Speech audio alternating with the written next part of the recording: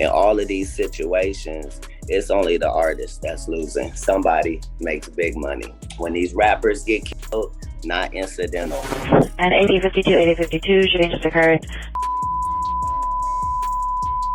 Approximately 10 shots heard and an unknown person shouting code 3 incident 1920 RD 809 semi for additional. People are alleging is Rihanna is a key material witness into this whole trafficking scheme or plot or whatever that Roc Nation and Jay-Z himself have been carrying out. Guys, things are getting very scary because people have now put together that both Rihanna and Nicki Minaj's homes in California have both been targeted recently. On March the 8th, 2026, Ivana Ortiz reportedly showed up outside Rihanna's Beverly Hills mansion in a white Tesla, armed with an R-15, and fired somewhere between 7 and 10 shots while Rihanna and her 3 kids were inside. Thankfully, no one was hurt. At first glance, authorities painted a simple picture: a mentally unstable fan with a parasocial obsession, case closed. Early news coverage even featured clips from Ivana's social media. She looked unhinged, calling Rihanna a witch, a devil, and claiming the singer was jealous of her. Listen, Rihanna, when you die, God is taking me to my future. You want to kill me. Shut the up, okay? Shut the up. Yeah, she's a witch. She's a witch. I'm a watchman.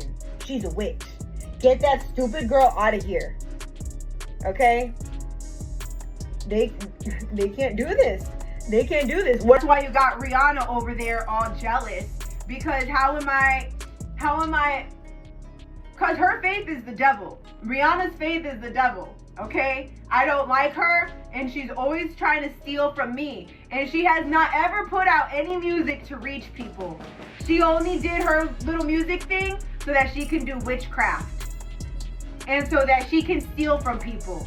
So everybody, please, don't listen to her, don't follow her, don't give that girl any air, space, or time. Because she's stealing from you. But is that really the full story, or just the narrative people are supposed to swallow? When you dig a little deeper, the crazy stalker story starts to crack. Online, Katt Williams' old interviews are resurfacing, where he warns that celebrity dangers rarely happen by chance. According to him, someone powerful almost always benefits behind the scenes. That makes you wonder who could gain if something happened to Rihanna. One theory making rounds online involves Live Nation. Ortiz currently has an active legal case against them. Now, Rihanna is signed to Roc Nation, which she shares a complicated history with through Jay-Z. Back in 2008, Jay-Z partnered with Live Nation to launch Roc Nation. Essentially, Live Nation is the parent company. Roc Nation runs underneath it. Rihanna's touring deals are negotiated by Roc Nation CEO Desiree Perez, who is also a defense witness for Live Nation in an ongoing federal antitrust case. In 2024, the Doge filed against Live Nation, arguing the company's monopoly via Ticketmaster drives up ticket prices. Perry's testimony is tied to her management of touring contracts, including Rihanna's. And here's where it gets sticky. Ivana Ortiz, the alleged shooter, is already in a legal battle with Live Nation, the same company tied to Rihanna's career. Ortiz didn't roll up in some beat-up car with a cheap gun. Reports say she arrived in a Tesla, armed with an R-15. If she acted alone, where did the money and resources come from? Who helped fund it? LAPD taking over the street where were fired at singer Rihanna's home Sunday afternoon. You can see the bullet holes on the gates and investigators placing markers on an Airstream trailer parked inside. Police say the shots came from an AR-15. When Ortiz was first booked on March the 9th, reports said bail was $10.2 million. The next day, official court documents listed bail at $1.875 million. CNN and others confirmed the lower figure days later. Either the initial number was corrected or something else happened behind the scenes. Either way, that's a huge drop that raises eyebrows. Social media is buzzing. People are calling Ortiz a op shooter or a Hollywood Tesla Manchurian candidate, speculating she was picked because of her mental instability. Someone unstable, already tied legally to the same corporation connected to Rihanna, makes you wonder if she was set up. Katt Williams' theory keeps circulating. In entertainment, nothing is random. The public sees the crazy fan story, while whoever is really behind it stays hidden. I'm saying that everything that happens in a business that's based off of pretend that seems like a setup is. In business, nothing is coincidental, or you would be hearing who's losing money.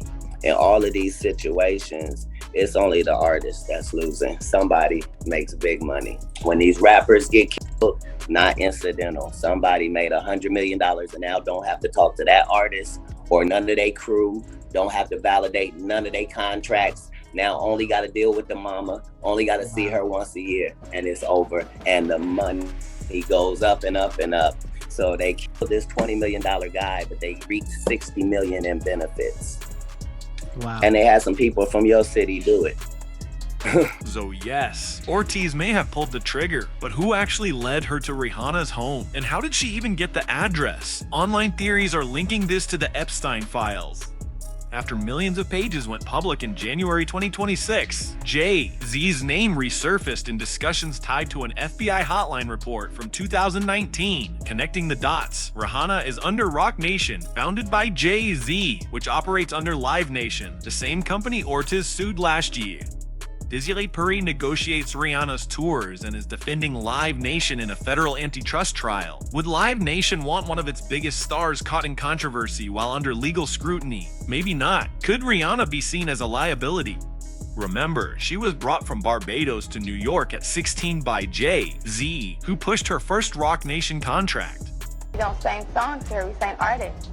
And there was this little pause, and I was nervous. But then he said, and we're interested.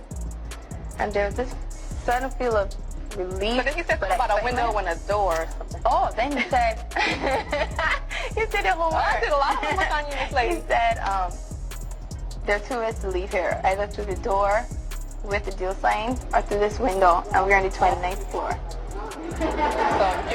So when Rihanna was 16 years old, she flew across country, had a meeting with Jay-Z, where he told her there's only two ways out of here, and that's through that door with the deal signed, or through the window, and we're on the 29th floor. And she was 16 years old. I don't really see the humor in that. Dad, I know I promised you I'm gonna give you my first Grammy, but we might have to fight for this one. She said she wanted to thank everybody for her first Grammy. Anyway, I'd like to thank Jay-Z for being a part of this record with me. She'd like to thank Jigga Man for being the greatest in the world.